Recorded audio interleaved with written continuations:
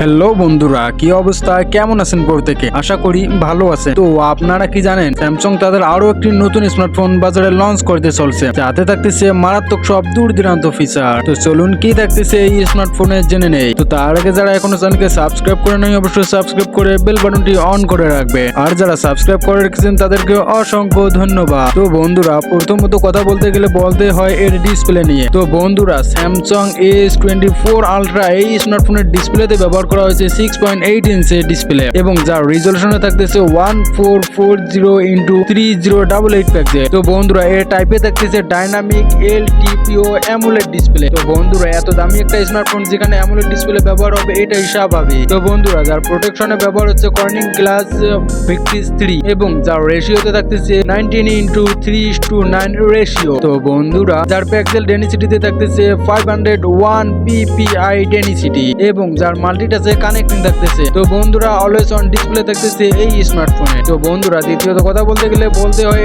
নেটওয়ার্কের ক্ষেত্রে। দেন এর নেটওয়ার্কের ক্ষেত্রে থাকতেছে 2G 3G এবং 4G ও 5G সহ নেট কানেকশন, যাতে অনেক হাই স্পিডে ডেটা কানেক্টিং হতে পারবে। তো বন্ধুরা, পরবর্তীতে বলতে গেলে বলতে হয় এর পারফরমেন্সের ক্ষেত্রে। তো বন্ধুরা, এর পারফরমেন্সকে ব্যবহার করা হয়েছে অ্যান্ড্রয়েড ভার্সন 14, যা অন্যান্য ফোনগুলোর চেয়ে অনেকটা এগিয়ে আছে। অন্যান্য ফোনে যদিও অ্যান্ড্রয়েড ভার্সন 13 ব্যবহার করা হচ্ছে। তো বন্ধুরা, যার চিপসেটে থাকতেছে কোয়ালকম Snapdragon Gen 3 4 ন্যানোমিটার, যা আমাদের ব্যাটারি ব্যাকআপকে অনেকটা বেটার ফিল দিবে। যার সিপিইউ ব্যবহার করা হয়েছে অক্টা কোর 3.3 GHz, যেটা অনেকটা হাই কোয়ালিটি হতে চলছে। তো বন্ধুরা, এর প্রাইমারি ক্যামেরা থাকতেছে 200 মেগাপিক্সেল ক্যামেরা এবং সাথে থাকতেছে 50 মেগাপিক্সেল এবং 12 মেগাপিক্সেল আরো দুটি ক্যামেরা। যার রিয়ার প্যানেলে ভিডিও রেকর্ডিং হবে 8K পর্যন্ত এবং 30 FPS এ। চাইলে আপনি 4K তে এবং 1080 960 FPS এ ভিডিও রেকর্ডিং করতে পারবে। তো বন্ধুরা, যার সেলফি ক্যামেরা ব্যবহার করা হয়েছে 12 মেগাপিক্সেলের ক্যামেরা